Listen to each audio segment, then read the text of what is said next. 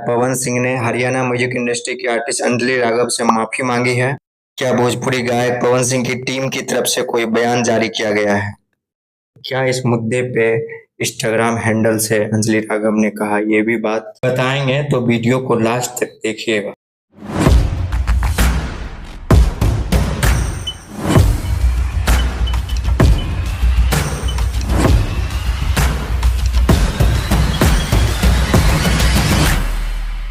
जैसे कि आप सभी लोग जानते हैं कि मैं आप सभी लोग का प्यारा दोस्त भारती और वॉइस ऑफ इंडिया चैनल पर दिल से स्वागत करता हूं।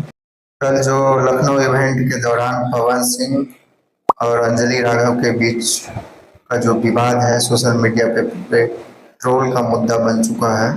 पवन सिंह ने बिल्कुल ही माफी मांग ली है और उन्होंने अपने पोस्ट में क्या लिखा ये देखिए। अंजलि जी, व्यस्त शेड्यूल के कारण मैं आपका लाइव देख नहीं पाया। मुझे इस बात की जानकारी हुई तो मुझे बहुत बुरा लगा। मेरा आपके प्रति कोई भी मन में गलत इंटेंशन नहीं था, क्योंकि हम लोग कलाकार हैं। इसके बावजूद अगर आपको हमारे किसी भी व्यवहार से तकलीफ हुई तो उसके लिए मैं क्षमा प्रार्थी हूँ।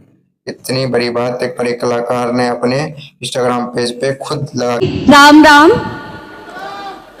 एक बार बोल तो दिया करो।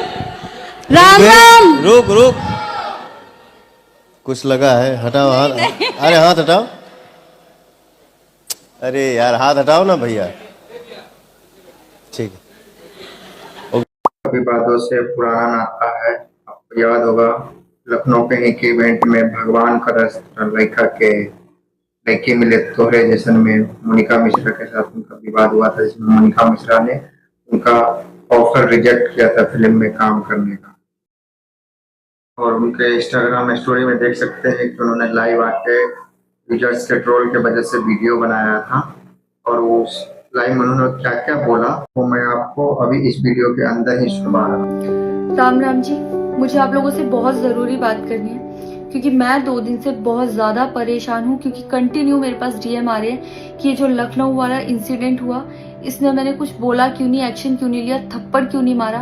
और कुछ लोग मुझे ही गलत समझ रहे हैं। कुछ मीम्स पे लिख रहे हैं कि ये तो हंस रही थी, मजे ले रही थी। कि पब्लिक में कोई मुझे ऐसे टच करके जाएगा, उसमें मुझे खुशी होगी, मुझे मजे आएंगे। सारी बात ये थी कि जब इनका सॉन्ग के लिए मेरे पास कॉल आया तो मैंने सारी चीजें क्लियर कर ली थी कि इसमें ऐसा वैसा कॉस्ट्यूम तो नहीं है, कोई डबल मीनिंग लाइन तो नहीं है, और इसमें ऐसा वैसा सीन तो नहीं है। और मैं शूट पर गई, शूट पे सब कुछ नॉर्मल था, मुझे कोई प्रॉब्लम नहीं हुई। जब इन्होंने मुझे लखनऊ के इवेंट के लिए बोला तो मैंने हाँ बोल दिया, क्योंकि मुझे शूट पर भी कोई प्रॉब्लम नहीं हुई थी। और जब मैं लखनऊ में गई, मैं स्टेज पर थी, मैं पब्लिक से बात कर रही थी। पवन सिंह जी ने मुझे बोला कि इधर कुछ लगा हुआ है। उससे थोड़ी देर पहले ही मेरी ड्रेस वो न्यू थी, साड़ी में नीचे टैग लगा रह गया था। तो मेरे दिमाग में आया कि शायद ब्लाउज का भी टैग लटक रहा होगा।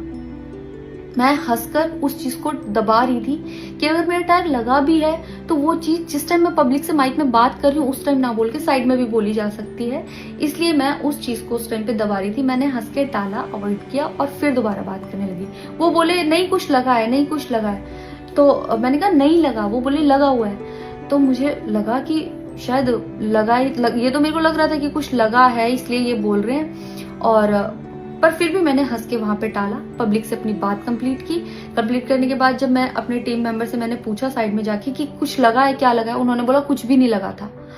जब मैंने देखा मेरे सच में कुछ नहीं लगा था, तब मुझे बहुत ज्यादा बुरा लगा, गुस्सा आया और रोना भी आया। लेकिन मुझे ये नहीं समझ आया कि मैं अब क्या करूं यहाँ पर, क्योंकि जहां मैं गई थी लखनऊ में, पवन सिंह जी खुद भी वहीं के रहने वाले हैं, उसी जगह पर इवेंट था। जितना वो क्राउड था वो सारा उनका फैन बेस था। उनको भगवान बोल रहे थे और भक्त बोल बोल के उनके पैरों में गिर रहे थे। वो उनका फैन बेस था, क्राउड था। तो मुझे समझ नहीं आया कि मैं क्या करूं। अगर मैं कुछ भी बोलती तो क्या वो लोग मुझे सपोर्ट करते। मेरे साथ कुल 3-4 बंदे यहाँ से गए थे, तो वहां जितना क्राउड था, क्या वो लोग मेरा साथ देता। मैंने सोचा मैं बैक स्टेज जाके बात करूंगी। इतनी देर में थोड़ी देर रील्स बन के अचानक से वो उतर के चले गए बीच में ही इवेंट के। थोड़ी देर मैंने रील बनाई, अनाउंस ये किया गया कि अभी इवेंट दोबारा स्टार्ट होगा।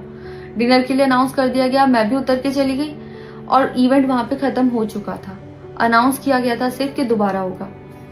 नेक्स्ट डे जब मैं घर आई तो मैंने देखा ये बहुत बड़ा मैटर बन चुका था। मैंने उन लोगों से कांटेक्ट करने की कोशिश की, किसी ने मेरा फ़ोन पिक नहीं किया, ना ही उन लोगों ने फ़ोन करके मुझसे हालचाल पूछा कि परेशान हो या कुछ भी, नहीं, कोई हालचाल नहीं लिया। मैं पोस्ट करना चाहती थी, जो लोग लिख रहे थे कि मज़े आए या हंस रही है, मैं रिप्लाई में पोस्ट करना चाहती थी। मेरे को किसी का कॉल आया था कि पवन सिंह की पीआर टीम बहुत स्ट्रांग है और कुछ भी ऐसा वैसा मत लिखना और ना पोस्ट करना, क्योंकि वो लोग अगर कुछ लिखेंगे ना बहुत कुछ उल्टा लिख देंगे तुम्हारे लिए और बहुत कुछ कहेंगे और बहुत बड़ा मैटर बन जाएगा। अभी जितना परेशान हो उससे ज़्यादा परेशान हो जाओगी, तो छोड़ो। मैंने ये सोच के इस चीज़ को अवॉइड किया। मुझे लगा 1-2 दिन में मैटर थोड़ा ठंडा हो जाएगा, कोई बात नहीं। मैंने कहा पर्सनली कभी बात करूँगी इस बारे में, लेकिन बढ़ता जा रहा है। ऊपर से ना उनकी तरफ से कोई रिप्लाई मिला और मुझे नहीं पता कि ऐसे में मुझे क्या करना चाहिए था और क्या करना चाहिए। आप लोग मुझे बताओ, मुझे ऐसे में क्या करना चाहिए। मैं बिल्कुल भी सपोर्ट नहीं करती कि हाँ ये चीज़ नॉर्मल है या इसको नॉर्मल समझूं। किसी भी लड़की को उसके बिना परमिशन के टच करना ही पहली बात बहुत गलत है, और फिर इस तरीके से टच करना तो हद से ज़्यादा गलत है।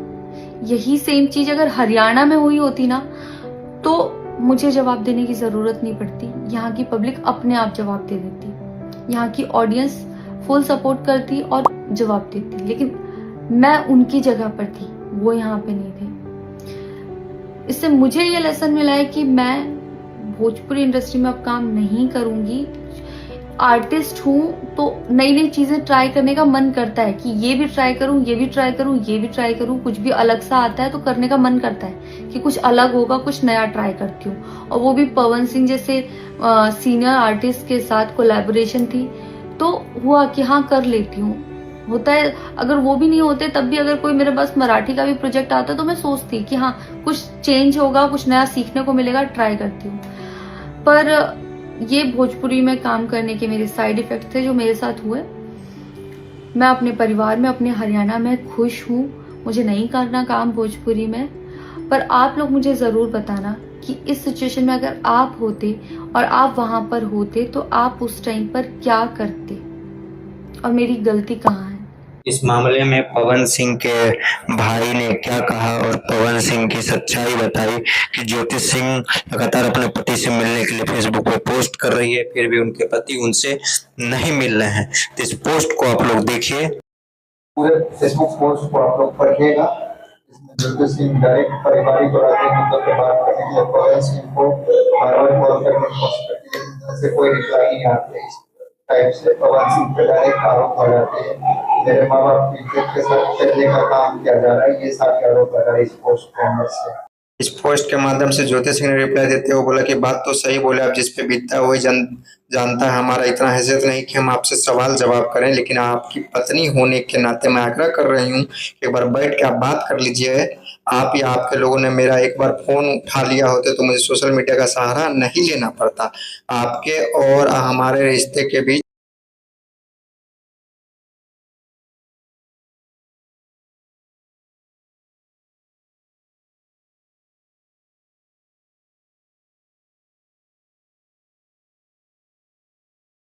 पवन सिंह ने अपने सफाई भरे पोस्ट में लिखा कि जिस तन लागो सो तन जाने, कोई न जाने पीर पराई। कि पवन सिंह तो सिर्फ बदनाम है, उस पर दाग धब्बा लगा हुआ है और अपने तरफ से पवन सिंह हर हमेशा अच्छा करने की कोशिश करता है। पवन सिंह की गलती और उसके बाद माफीनामा के बारे में आप लोग क्या सोचते हैं और पवन सिंह को कैसे दरिया दिली इंसान देखते हैं, कमेंट करके जरूर बताएं और इस वीडियो को ज्यादा से ज्यादा